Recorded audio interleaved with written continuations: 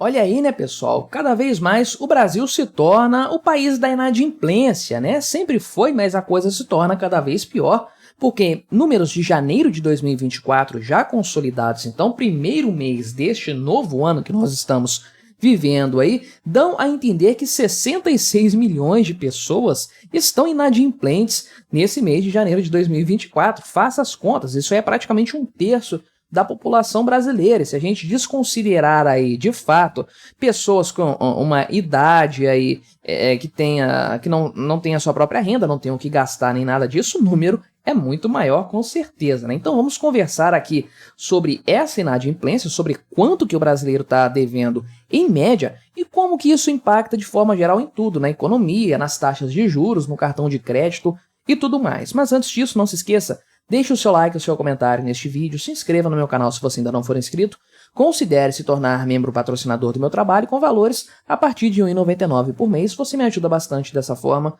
pode ter certeza disso, né? Então aqui, em números gerais, né, de uma forma geral aqui, 66 milhões de brasileiros inadimplentes em alguma coisa, algum tipo de dívida aí em janeiro de 2024, o perfil médio aí, ou seja, a maior parte das pessoas, a mediana dessa história aí, é mulher de 30 a 39 anos e da região sudeste, né? Esse é o perfil típico, o padrão do brasileiro endividado, né? Mulher na casa dos 30 aos 40 anos, 30 a 39 aqui da região sudeste, sendo que o valor médio da dívida do brasileiro chega aí a R$ 4.388, que é um negócio já um pouco complicado para o afegão médio, né? Para o brasileiro médio aí, se você considerar um salário mínimo, isso aqui dá mais ou menos uns 3 salários, pouco menos, né? Uns 2 salários e meio, alguma coisa assim, mas é difícil pagar essa dívida, então, porque você não pode dispor do seu salário todo para pagar, isso vai cobrir o resto como? Você tem que dispor de uma parte do salário.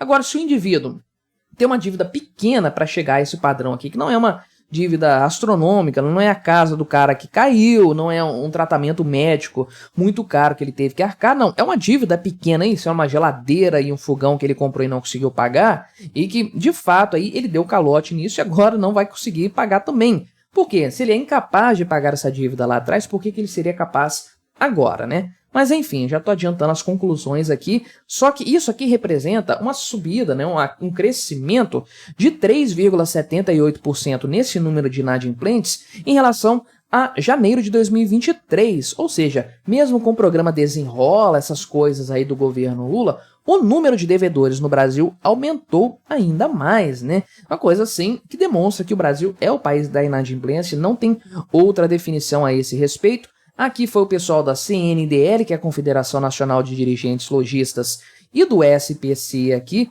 do Serviço de Prestação ao Crédito, que chegaram a esse número. Tá? O Poder 360 colocou 66 milhões aqui, mas na verdade é quase 67, né? Faltou um pouquinho só para bater 67 milhões, mas eu confio no brasileiro. Em fevereiro a gente chega nessa marca aí, sem dúvidas, né? Então, na verdade, aqui se você considerar aqui as pessoas que têm capacidade de gastar dinheiro e se endividar, o número aqui, de fato, chega a 40%, quase 41% dos brasileiros com algum tipo aqui de inadimplência. Não é gente que tem dívida a pagar, né? Gente que tem um financiamento, nada disso. É gente que já está com nome negativado, pessoas negativadas nesses serviços aí de crédito, de proteção ao crédito e tudo mais, né? Um número absurdo de 66 milhões de pessoas, 40,83% dos brasileiros nessa situação, conforme eu falei, o perfil médio aí, mulher, 30 a 39 anos, região sudeste, aí, né? O presidente da CNDL aqui, que é o senhor José César da Costa,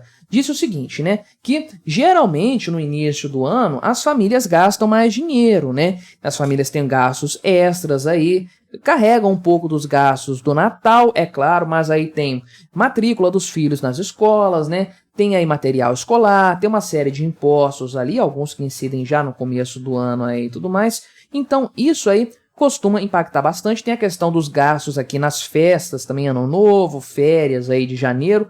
Isso costuma aumentar o endividamento. Então, ok, entendo aumentar o número de endividados em relação a dezembro, mas de um aumento em relação a janeiro de 2023, né? Ano passado teve as mesmas coisas, teve a matrícula escolar, comprar material para o filho, impostos, pessoal gastando muito no Natal, etc, né?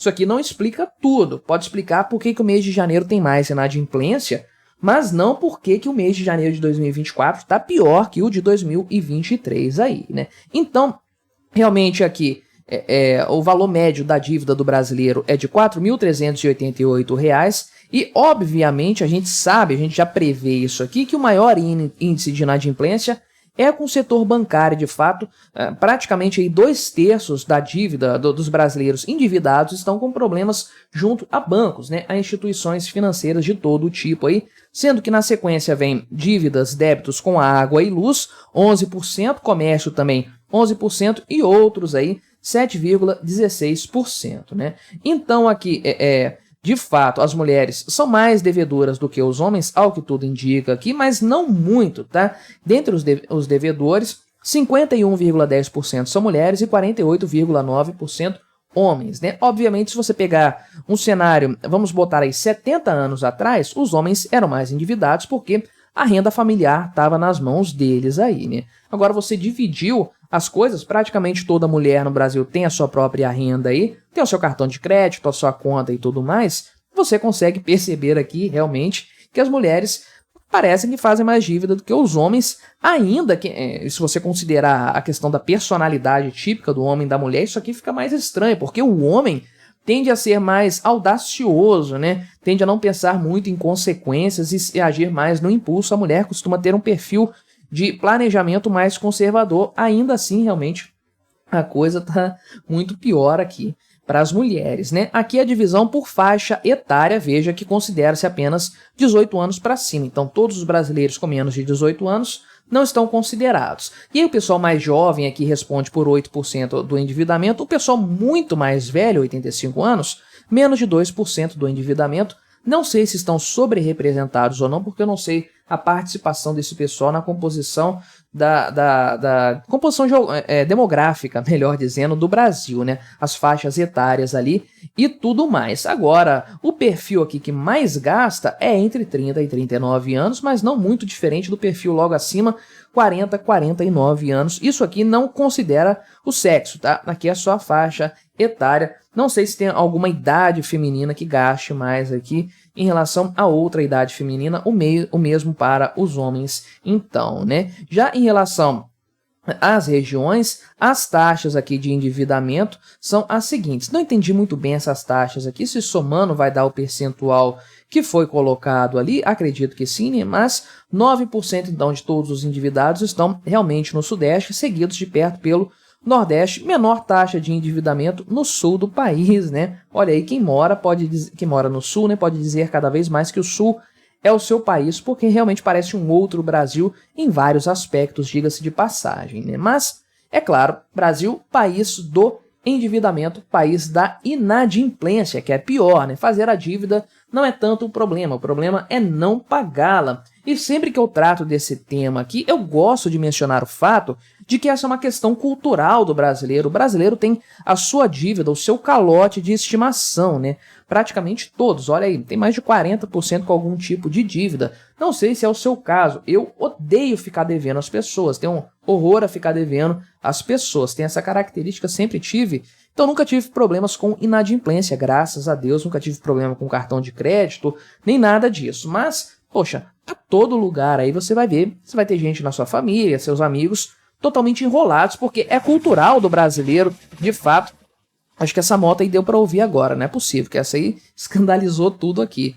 Tempo que não passava uma moto pra atrapalhar meus vídeos, né? Mas realmente aqui o brasileiro tem essa característica, essa cultura, e se você é bom para descobrir aquelas coisas de o que o pessoal está pesquisando no Google, no seu país, ali na sua língua e tudo mais, você vai ver provavelmente que o brasileiro gosta muito de pesquisar aquelas questões, por exemplo, depois de quanto tempo que minha dívida caduca, depois de 5 anos eu fico com o nome limpo de novo. Ou seja, o brasileiro tem essa característica mesmo de se endividar, de não pagar e de esperar 5 anos para ver se o nome dele fica limpo, para ele poder repetir o ciclo novamente. Eu, Gabriel, particularmente, não consigo me ver 5 anos com uma dívida empurrando com a barriga sem nenhum compromisso para pagar essa dívida, né? Mas isso acontece bastante e isso explica o cenário que nós temos aqui, por exemplo, da altíssima taxa do cartão de crédito. Tudo bem que ela vai progressivamente sendo reduzido até o máximo de 100%, só que, de fato, o cartão é muito caro justamente por isso. As pessoas não pagam cartão de crédito, é muito comum, a pessoa paga o mínimo, não paga a fatura cheia, não paga nada, entra no rotativo, o troço vira uma dívida enorme que a pessoa simplesmente não consegue pagar depois.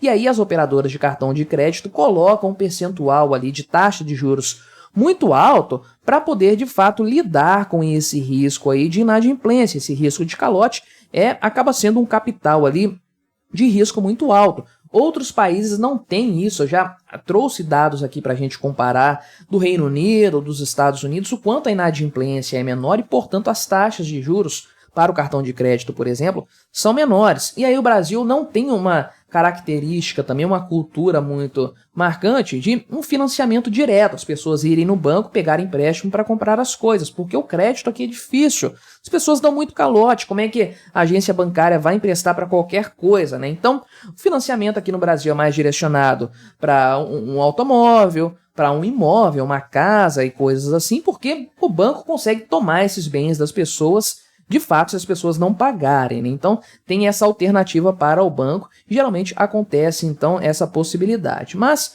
os dados aqui, então, são alarmantes, é claro, mas não surpreendentes. O Brasil realmente é o país do calote, não há muito o que dizer, mas fica aqui a minha pergunta, o meu questionamento. Será que o programa Desenrola do Lula, ao contrário do que o governo propagandeou, na verdade, aumentou o número de inadimplentes no Brasil? Será uma questão de incentivo, talvez? Não sei, fica aí o debate. Deixe aí a sua opinião a esse respeito, deixe seu comentário, se inscreva no meu canal se você ainda não for inscrito e até a próxima.